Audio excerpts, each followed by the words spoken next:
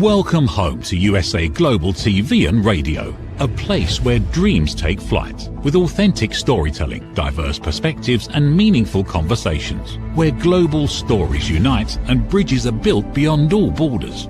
Discover world-class education, entertainment, hope and inspiration. Together, we're building bridges worldwide. Subscribe to our channel, USA Global TV. Download our app, USA Global TV. Be our guest or join our team. Visit usaglobaltv.com. Thanks to our founder and executive producer, Dr. Jacqueline Kerbeck. Music score by Yeffy Tang from Cloud Road Music. Voiceover artist Mike Porter. Creative direction by Paul Garcia. USA Global TV and Radio, your home for global connection. All rights reserved. This video and its contents are the exclusive property of USA Global TV and Radio. Unauthorized use, duplication or redistribution in any form is strictly prohibited. Trauma, traumatic, trauma-inducing. What do these things mean? What is it? What is trauma? What does it mean for a moment to be traumatic? What was traumatic for you? Does it change from when you're a young kid versus being an adult? How do you handle it differently? How did you handle trauma when you were a kid versus how you handle trauma as an adult? And even as an adult, how did you handle it in your 20s or in your 30s or in your 40s? Or if you're in your 70s or 80s, do you handle it any differently? And that's what the topic tonight is. We're going to talk about trauma and how you can recover from it. And also, I guess, in a way, how you don't recover from it. One of the things I said before in a lot of shows, and I repeat a lot of things from other shows because I think it's important. There's certain topics that and certain tenets that, to me, matter. And one of them is when people say, I'm waiting for the scars to heal, that you'll wait forever because scars don't heal. Scars are the healing. You can't wait for a scar to heal. I have a scar on my arm from 1987 when I was 12 years old. I'm 51. That scar is going nowhere. That is the healing. The cut's gone, but the scar isn't. So here we are, USA Global TV and Radio. I'm Justin MIRIGLIANI on Just For You. Let me say that again. You as a whole, body, mind, and soul. I was giving you my company name. You as a whole, body, mind, and soul. It is great to have. Oh, and there's my graphic. So that's my website, Just For You. You can reach me at www.justforyoutc.com. And I do train AI, and I know people are really starting to get into that. So please reach out. I have a lot of different workshops that I do, and it's practical. It's not just here's theory or here's information about AI. It's practical use. And we do labs during the class. And there's my LinkedIn site, Justin MIRIGLIANI. You come to LinkedIn and find me there. And be happy to work with you on AI. But yeah, I mean, so trauma. This past, what made me think of this for this show is this past couple weeks, I've been going through some trauma. And I've been handling it a lot better than I would have a year ago or a few years ago. And the trauma, there have been two. One is that try to think of so many different ways to save the home that we had when the kids were born, my two daughters. They're almost 20 and 15. And there was just nothing that could be done to save the house. We're going through a divorce, almost done the divorce. And financially trying to save that house and also live somewhere else, it just wasn't feasible. It just wasn't something that could be done. And the house had to be sold. And not last week. Oh yeah, last week. It was the last day, and that was traumatic. It was really, really hard. The Saturday before, so the house sold on Monday, and last week we were closed, I should say. And last time I was in it, I had to clean out the garage. And this is a place that I had spent who knows how many hours, probably thousands of hours working out. I had converted the garage to a gym, and that was my gym. And, I couldn't believe that I was looking around this place that was so familiar. And all of a sudden, it wasn't going to be home to me anymore. I wasn't going to be able to go in it. I wasn't going to be able to ever do anything there again. And it was just surreal to look around that place that you had been for 20 years. Now, granted, I haven't lived there in over almost 2 years now, but knowing it was there, it felt okay. And then losing it did not feel okay. And it was traumatic. I mean, there were uh, times during the week leading up to and then right after where I could not stop crying and just was completely consumed by trauma. The thought of it's a feeling to me that you can't break out of it. Something's happening to you, and no matter what you do, there's no escape from it. And I felt that before with my surgery when I had my colon removed. It was a point in time where something terrible was happening, traumatic, and there was no way out. And one of the ways I explained it was back at that time, it was before I even was on this network, I spoke about it felt like being on a plane that was going down. You're on this plane, you're flying, and the plane's going down, and there's not a thing you can do about it. You can't jump off the plane, you can't walk away, you can't go to sleep. There's nothing you can do. You're waiting to die. And even though it wasn't death, it was still waiting for a loss. And even with this, I have not been able to get away from it, including sleep. I dream about leaving that house every night. So I know it's traumatic because it's even in my subconscious where every night I have dreams about us packing up the house and um, the family that's coming behind us is on their way within the next hour and we still have to pack up the whole house and we're in a rush to get that done and it looks like we're going to run out of time. And I see my kids in these dreams and I see them so upset about having to leave their childhood home. And it's every night for me. And it would be nice to get an escape from that. Actually, to be honest with you, it feels better awake than it does asleep because when I'm asleep, it's much more um, vivid, I guess, than it is when I'm awake. And I'm hoping and I believe that in time that will start to subside, and I'm not going to have those vivid dreams about it as much. But right now, I do. And it just got me to think, if this is that traumatic for me, what do my kids feel like? I mean, they're younger, obviously. They're my kids. And they're, as I said before, 20 and 15. And they seem to be handling it really, really well. They seem to be going through this with sadness, but also with resilience, where they have accepted where they are, accepted the fact that they're in a different place. They're in an apartment now instead of a big 5-bedroom home. The place that they called home for their whole lives, but they seem to be well adjusted to that. And I wonder, I mean, would I be, was, I could tell you, I was not that well adjusted when I was 14 years old. I moved out of Philadelphia into a house with my parents in Delaware County, which is right outside of Philadelphia, but it went from the city to the suburbs. It was a huge, huge change. And I didn't handle it well. I had a really rough time. And I'm not great with change. I mean, I'm just not. I never have been. I'm better at it now than I was before, but I struggle with it. It's just something that is constantly work. And it seems like my kids have been able to get beyond that. They didn't inherit the fear or I guess the pain of seeing things change.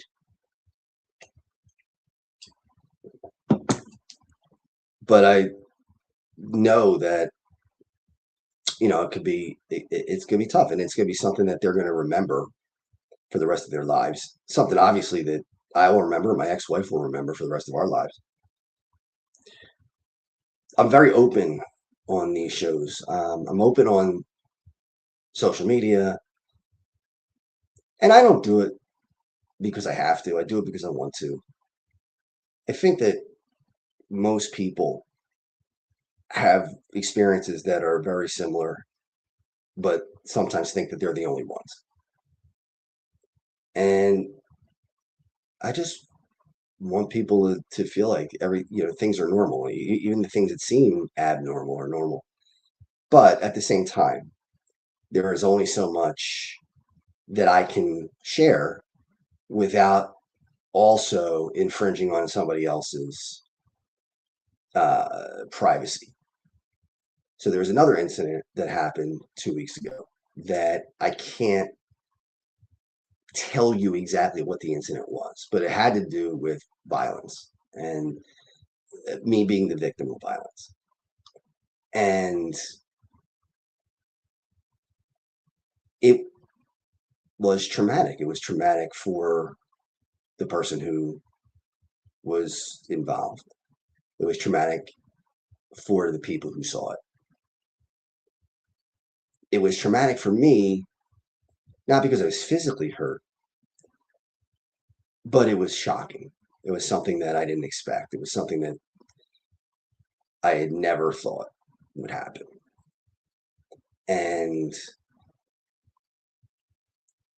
the only solace I have, I guess, is the way that I handled it. I think if it had been a year ago or 2 years ago, I might have gone back and been, I don't want to say violent, but defended myself.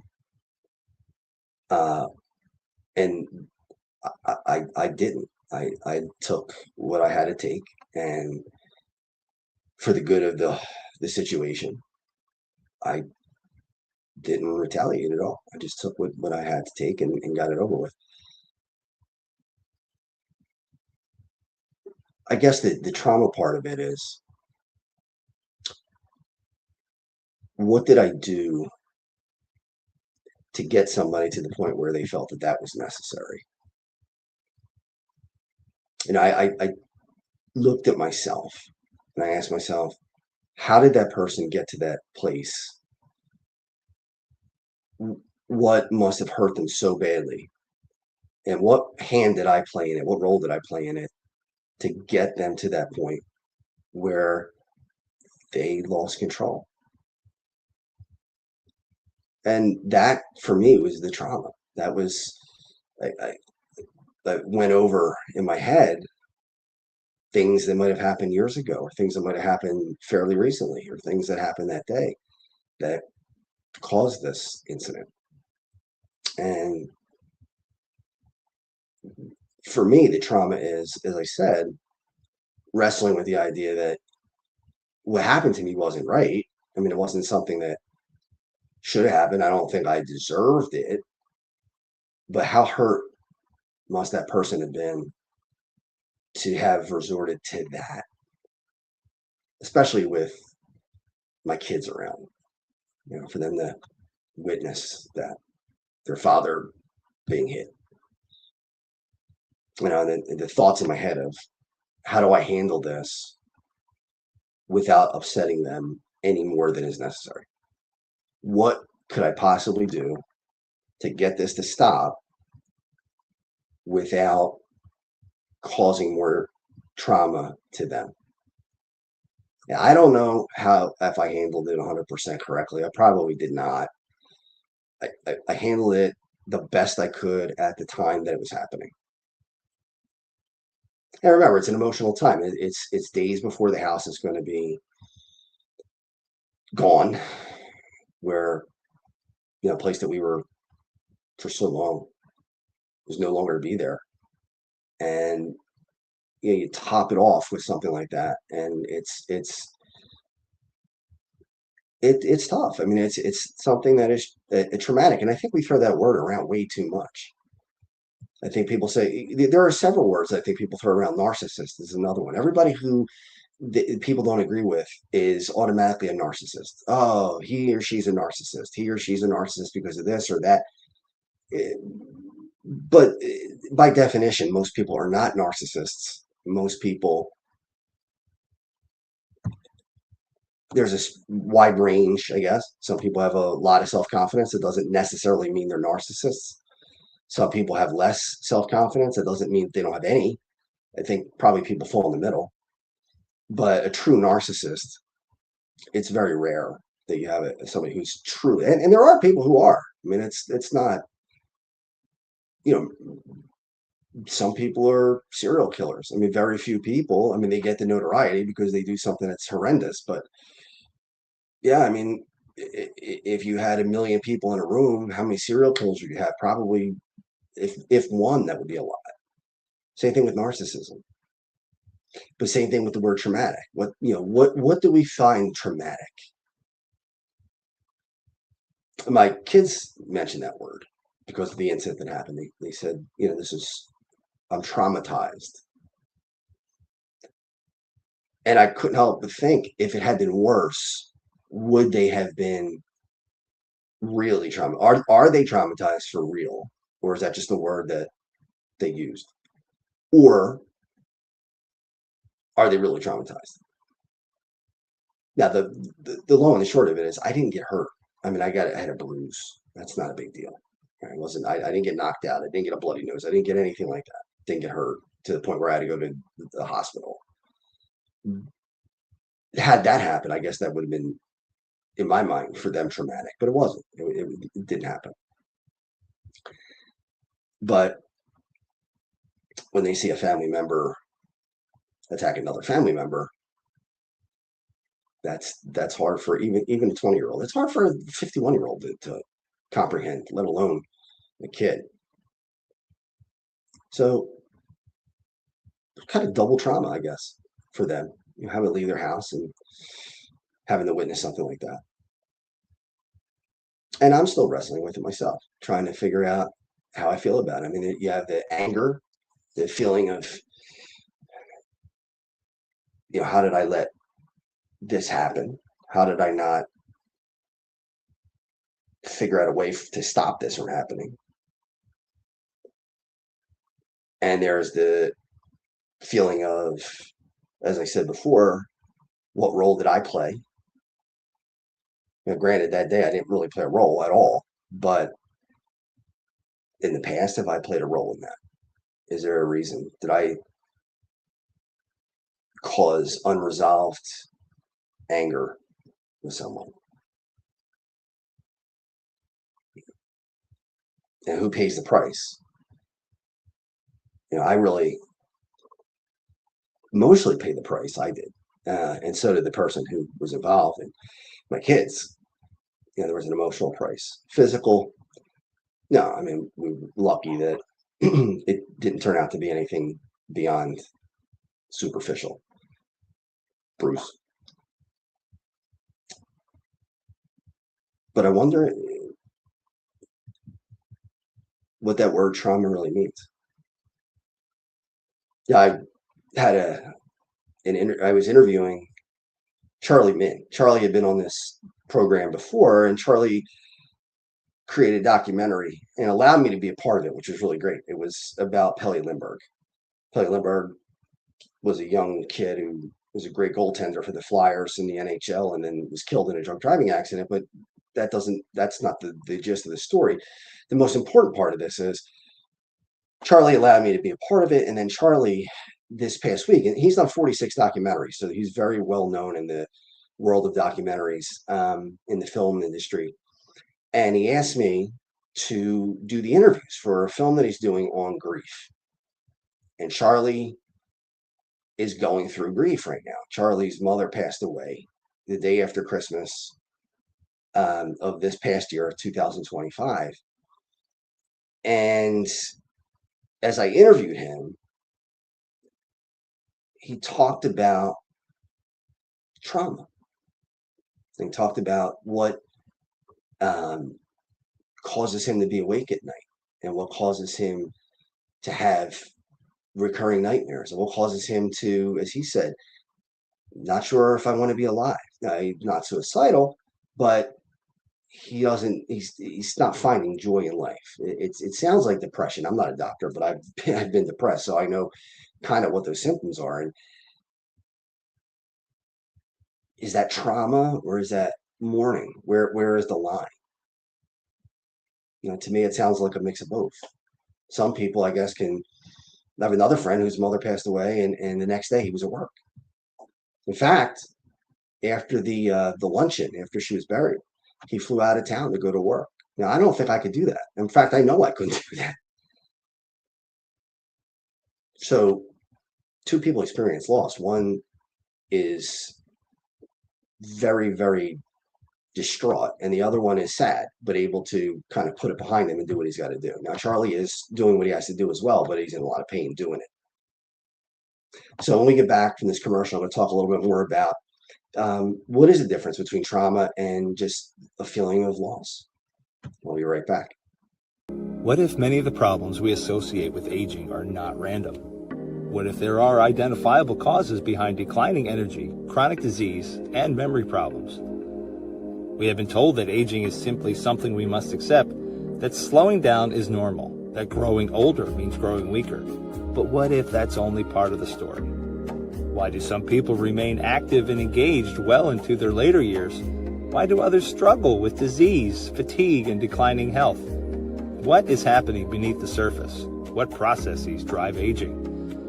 In Aging Sucks, researcher, educator, and author Red O'Loughlin explores what researchers have discovered about why we grow older. No medical degree required, no confusing jargon, just clear explanations of what researchers have discovered about the processes that influence aging. You cannot stop aging, but understanding its causes may help you make better decisions about your health, your future, and your quality of life. Because understanding comes before action. Action creates hope. Aging sucks. End the guesswork. There is hope.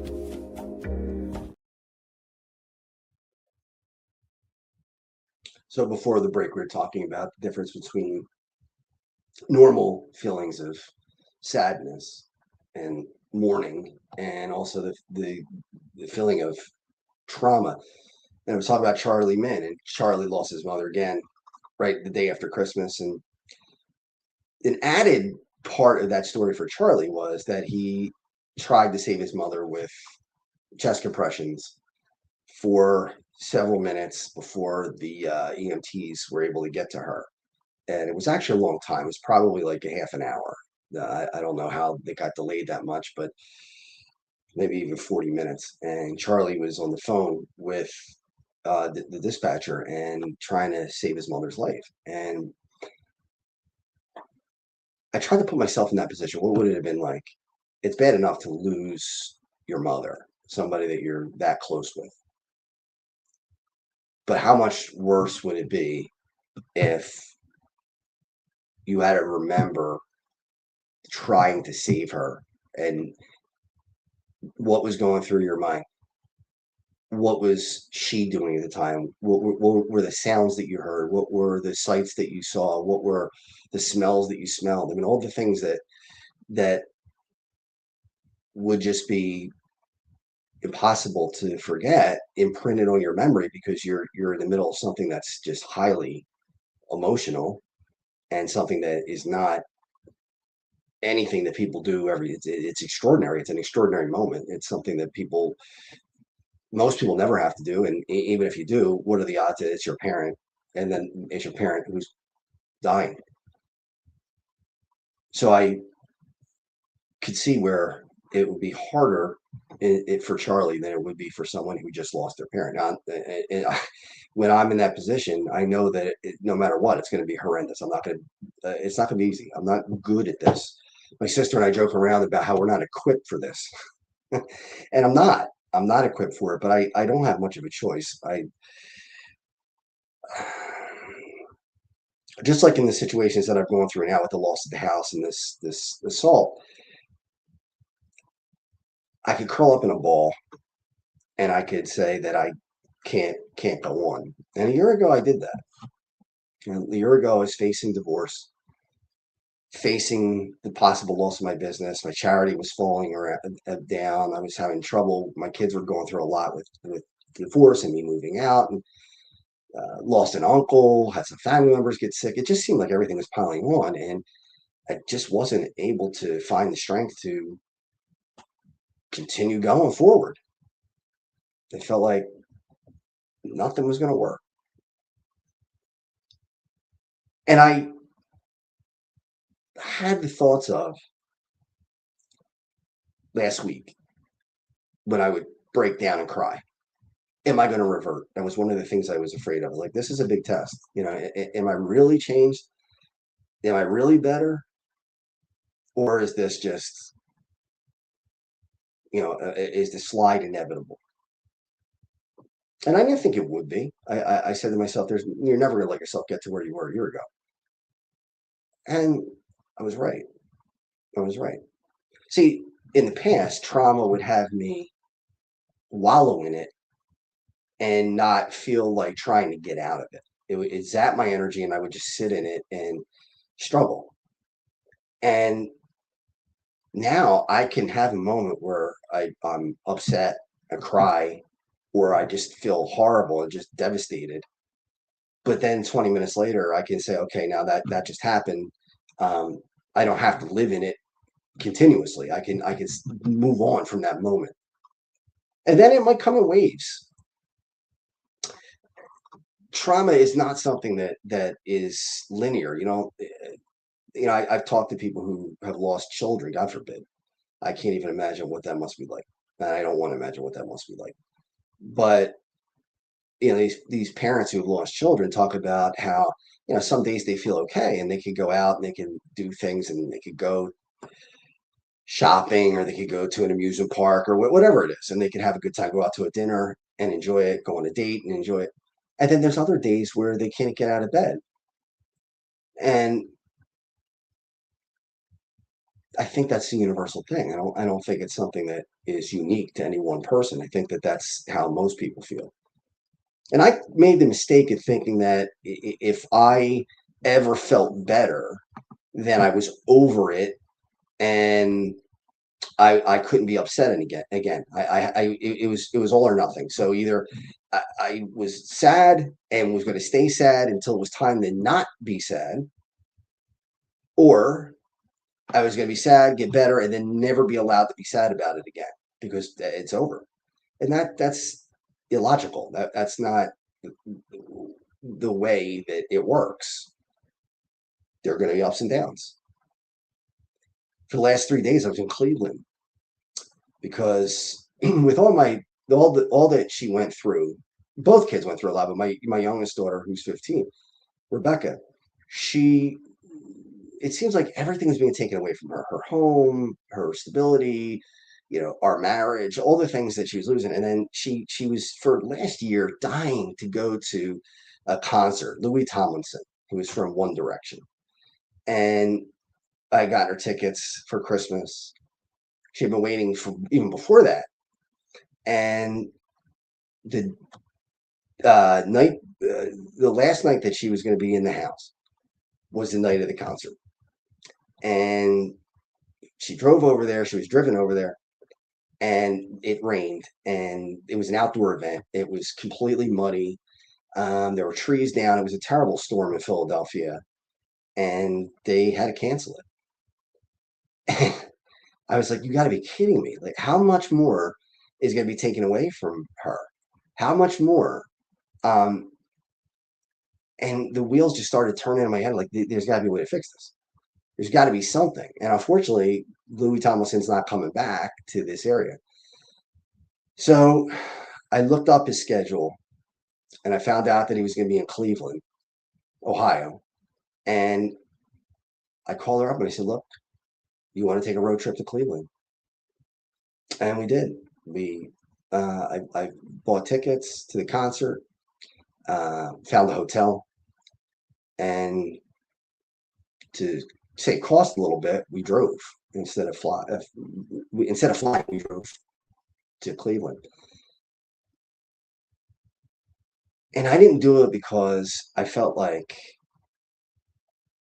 that was something that I had to do to make it up to her, but I did it because I didn't want her to look back on this time and see total loss. where everything that she wanted, everything that she was hoping for was just taken away. And if that meant having to drive to Cleveland, 7-hour drive, that meant having to drive to Cleveland and then home. So we went Sunday and the concert was Monday, and then we drove home yesterday. And it was amazing because even in all this trauma, both rides for 7, and it was more than 7 hours because I have a bad back. I was injured in an accident. So I can't drive 7 straight hours. I can't drive more than 2. So if I drive 2 hours, I got to get out of the car, walk around for 10 to 20 minutes and stretch. And then I could get another 2 hours in. So it's a longer process than would be if I was completely healthy. But in that whole thing, we didn't turn on the radio one time.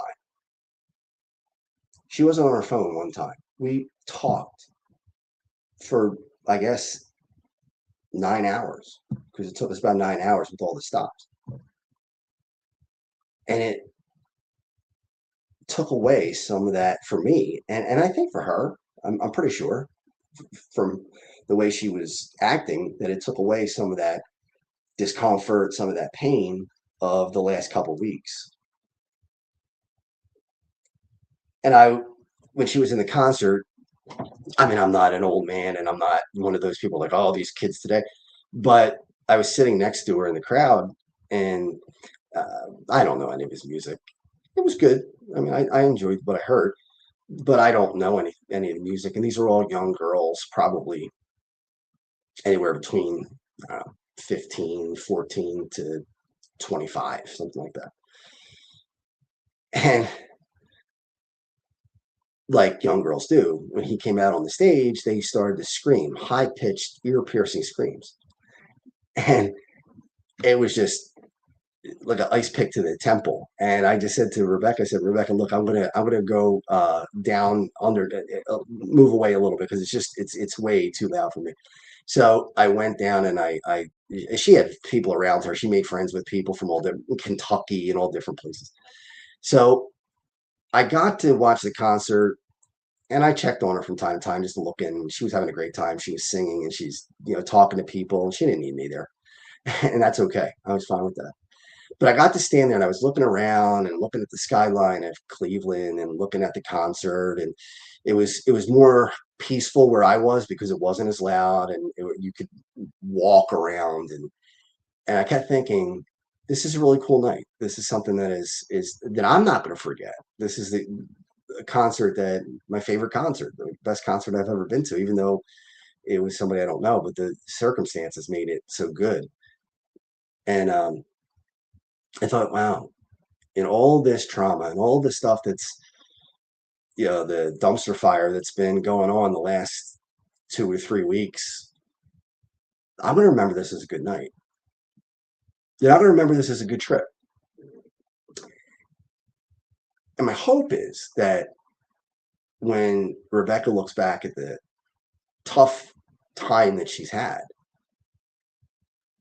she'll say to herself, yeah, but in that tough time, there was a little bit of a lifeline. I got to go to Cleveland, and I got to see this concert that I never would have seen. And one thing I told her on the car ride, we talked about everything. And that's really special, because Rebecca's not a talker. She's not somebody who's going to spill her guts. I mean, we barely ever have long phone conversations, although that's been changing as she's gotten older. But when she was a little bit younger, it was very quick. She just doesn't like to open up. But 7-hour or 9-hour, whatever it was, conversations, and then talking at night in the hotel room, and at breakfast, and all the different things that we did. I told her, I said, you got to look at the positives that I said, you can learn from my mistakes. I wasn't great at this. I said, but with all this trauma, with all the stuff that we've been through, and you not going to that concert because it rained, this trip would never have happened.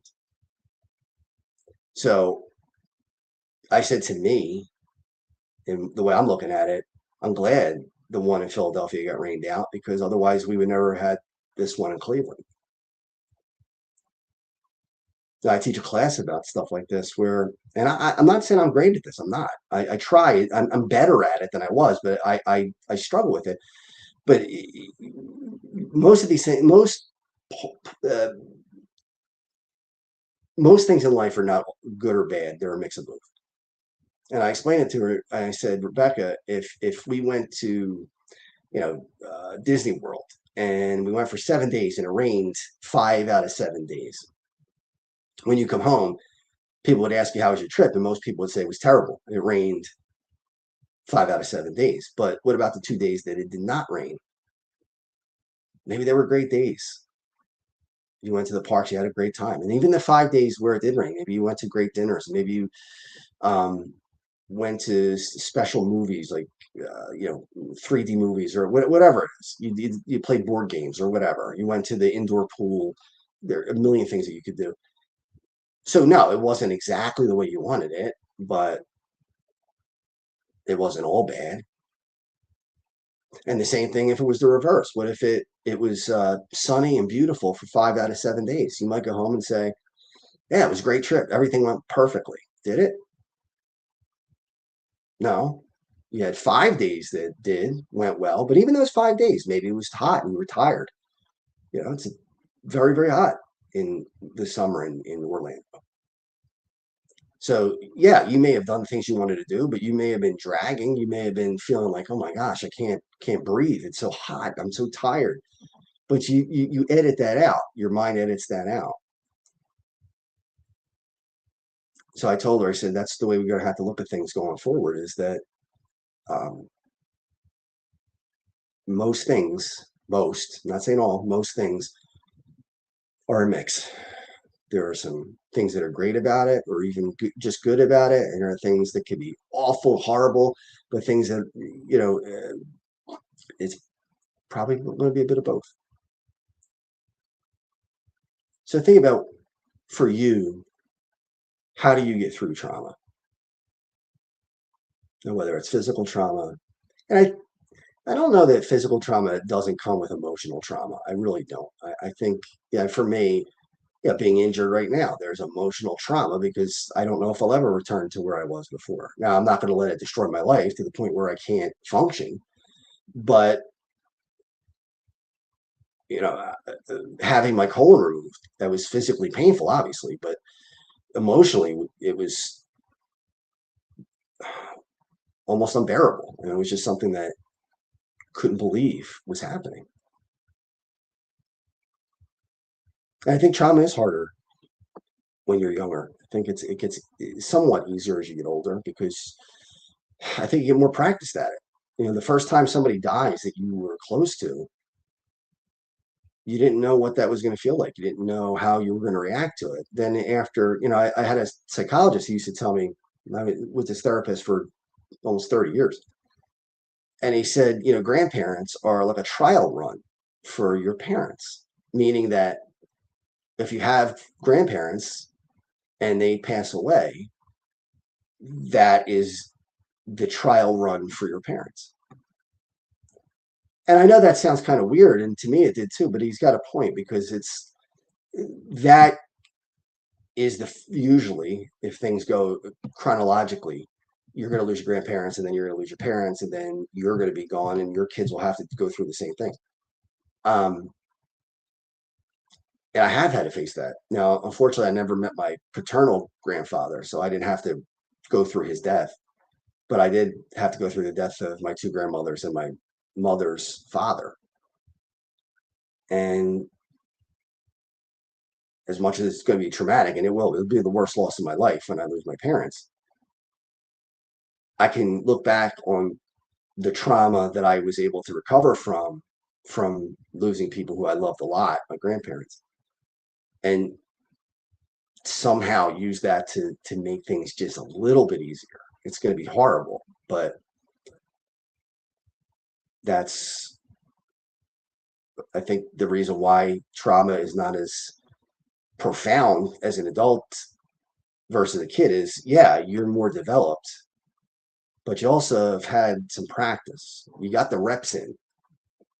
You've seen loss before, and not just loss of people close to you, but friends, people who are, I'm not saying not close, but grandparents and grandkids usually have a very close relationship. Parents and kids usually have a very close relationship. But by going through it so many times in your life, by the time you're older, you kind of know how it's going to play out, or at least you have some idea. So I want to thank you for letting me talk about trauma. And it's helpful for me to be able to talk about it here, because it is something that's on my mind. It is something that I have to deal with now, and I can't run away from it. But I hope this helps you if you're struggling with trauma to think about, oh, look at the number. Thank you. There's the National Domestic Violence Hotline, 800-799-SAFE, SAFE. Yeah, it's important. If you feel like you're in danger, if you feel that your kids are in danger or anything like that, reach out. Whether you're male, female, it doesn't matter. Make sure you do that. But again, I want to thank you for allowing me to share this and I guess vent in a way. And I hope this helps you going forward. I hope you remember that being weak is not weak. It's okay not to be okay. All right, everybody, have a great rest of the week. And I will see you next Monday night at our regular time. Take care.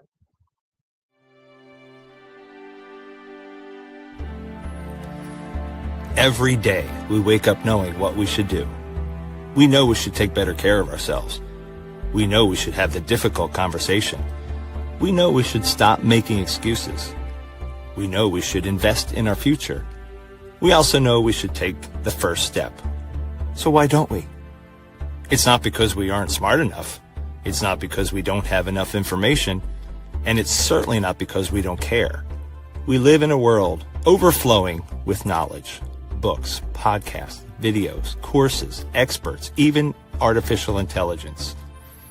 We have more access to information than any generation before us. Yet so many of us are still waiting for the right time, waiting to feel ready, waiting until tomorrow. But tomorrow becomes next week becomes next year, and before you know it, another opportunity has passed us by. The truth is, knowing has never been the finish line. It's only the starting line. Our lives don't change because we know more. Our businesses don't grow because we know more. Our relationships don't improve because we know more. And our health doesn't transform because we know more. Everything changes when we act. When we choose courage over comfort, progress over perfection, action over intention. The question isn't, what else do we need to know? The question is, what are we going to do with what we already know? Stop. Why Knowing Isn't Enough by Dr. Jacqueline Kerbeck. Because knowing opens the door. Action changes your life. Available September 2026.